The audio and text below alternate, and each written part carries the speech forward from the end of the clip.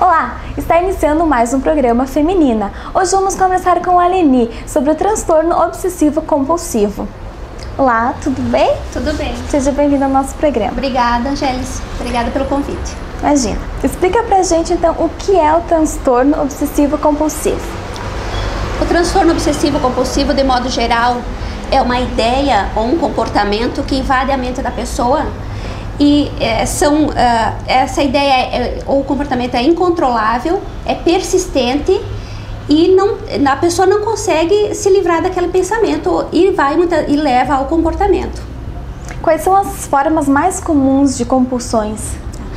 As compulsões mais comuns são a compulsão por jogo, a compulsão por sexo, a compulsão por lavar as mãos compulsivamente, por hábitos de higiene, né? Esses do hábito de higiene ele acomete desde crianças, né? E outros transtornos, e principalmente que acomete principalmente a mulher, é o transtorno compulsivo por compras. Esses transtornos todos, eles são muito comuns? De modo geral, ele é o quarto maior diagnóstico psiquiátrico da população do mundo. É o quarto maior. E muitas vezes o transtorno obsessivo ele leva à depressão, ele se mistura com outros sintomas e por isso que ele é um tanto difícil de diagnosticar, porque muitas vezes a depressão ela se mostra mais rapidamente do que a mania, né? Ou do que a compulsão necessariamente. Existem algumas causas para o aparecimento desse problema? Não existe uma causa definida ainda, de 100% é essa causa, mas estudos revelam que são disfunções cerebrais que acontecem. Por isso ele é tratado basicamente com psiquiatra, com medicamentos, né? Medicamentos para depressão, medicamentos para humor, e com psicoterapia cognitivo-comportamental, porque vai trabalhar a parte cerebral com a medicação e a parte comportamental em terapia. Então precisa trabalhar associado psiquiatra e psicólogo para resolver esse tipo de problema. E como que essas pessoas podem descobrir se elas possuem esses transtornos? Quando é na criança, a família precisa ficar atenta, porque as pessoas, a mania, a obsessão, ela se manifesta já na infância. Então aquela criança que sai para ir para a escola, por exemplo, e volta para lavar as mãos, ou ela fecha a porta determinado número de vezes, e é preciso que os pais comecem a observar, né? E no adulto, o próprio paciente, ele precisa ter noção do que é o limite normal e a doença. Alguns a família consegue observar e encaminhar para tratamento, mas outros transtornos é uma doença silenciosa que só o paciente consegue diagnosticar, descobrir e ir para um profissional para diagnosticar. Mas especificamente assim, o que afeta no dia a dia das pessoas? Tudo depende, Angélis, do tipo de transtorno.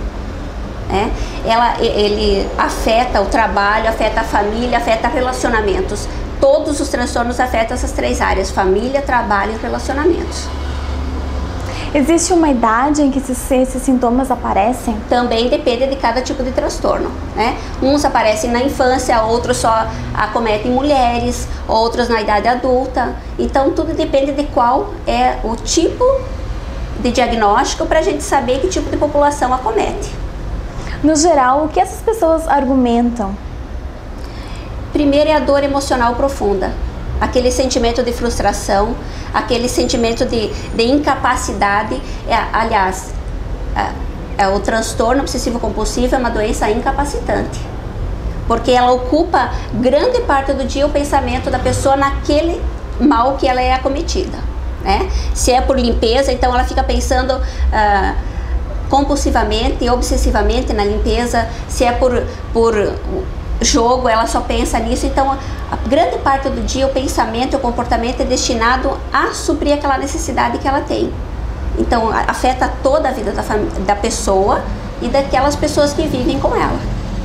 Muitas vezes todos esses transtornos, eles não são reconhecidos pela sociedade como uma doença.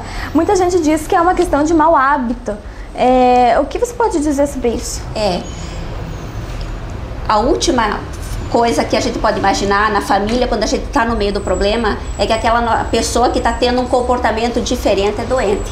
As pessoas até rotulam como defeito de caráter, mas não é, é doença. O transtorno obsessivo compulsivo é uma doença, precisa de tratamento com medicamento e psicoterapia, como eu já falei, né? Então, precisa também uma questão de informação da sociedade, nas escolas precisa trabalhar isso também, para que a pessoa ela seja informada do que é do mal que tem alguém na família sofrendo e do caminhos para buscar ajuda, para buscar tratamento, né?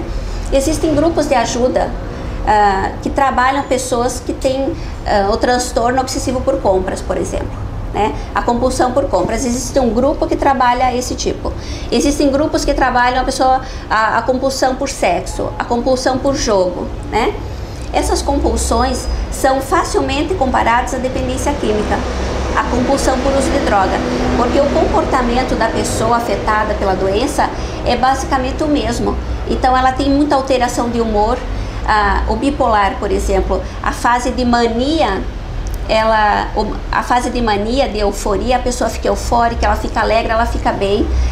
E a fase de depressão, a pessoa cai. Então, o bipolar é mais facilmente diagnosticado, porque se altera muito, ou a pessoa está muito triste ou está muito feliz. Então, existe essa facilidade até para a família observar, né? Já outros tipos de transtornos, a pessoa, como você falou, ela facilmente diz que é um defeito de caráter. Existem inúmeros tipos de transtornos? São vários. São vários. Como eu já citei alguns, eu nem saberia enumerar todos, porque sempre está surgindo pesquisa que manifesta algum tipo. O que é importante dizer, cada tipo de transtorno precisa de um tipo de tratamento diferenciado, né? O bipolar, ele precisa de uma medicação e um tipo de tratamento. A obsessão por jogo, por exemplo, precisa outro tipo de tratamento, né? Então precisa o acompanhamento psiquiátrico e psicológico, mas diferenciado. Leni, você pode dar um exemplo de alguns casos? De transtornos? Nós temos um ator, por exemplo, o Michael Douglas, que está sempre na mídia, que ele tem obsessão por sexo. Ele foi diagnosticado como transtorno obsessivo compulsivo por sexo, né? Por jogo, nós temos famílias aqui da nossa sociedade que perderam tudo porque a pessoa é viciada, desviciada em jogo, né? Mas é uma doença, precisa de tratamento. E o transtorno obsessivo compulsivo, aliás, transtorno compulsivo por compras, eu estava lendo esses dias um caso de uma mulher que ela comprou 40 vestidos num só dia, mas ela não usa vestido. Então a pessoa compra pela necessidade de adquirir, mas não necessariamente um produto específico, não algo que vá satisfazer a necessidade dela, uma roupa, um calçado, só o fato dela comprar. O desaparecimento desses sintomas podem demorar muito? A partir de que o medicamento vai fazer efeito e a psicoterapia também, os sintomas vão diminuindo, mas precisa ali uns 3 meses para que inicie-se a medicação, comece a fazer efeito, a psicoterapia também. Então, geralmente 12 semanas que a pessoa é a fase que vai dando início a essa melhora, né? Mas não pode interromper o tratamento, precisa ser uma coisa contínua e acompanhada. Existem alguns casos que a família ela não consegue compreender facilmente. Existem alguns problemas assim maiores além da doença? Eu acredito que inicialmente 100% existe o problema, porque a família não sabe que a pessoa é doente e começa a ter aquele tipo de problema dentro de casa. A pessoa o transtorno da compulsão por compras, por exemplo, a pessoa começa a se endividar. E essa dívida vai afetar a família, vai afetar o cônjuge também, né? Então, com certeza tem problema. Qualquer que seja a obsessão, a compulsão, existe o problema. Você, telespectador, pode acompanhar a reprise semanal dos nossos programas ou então acessar o site da TV Cidade, www.tvcidade.net. O Feminina vai para um breve intervalo, voltamos em seguida.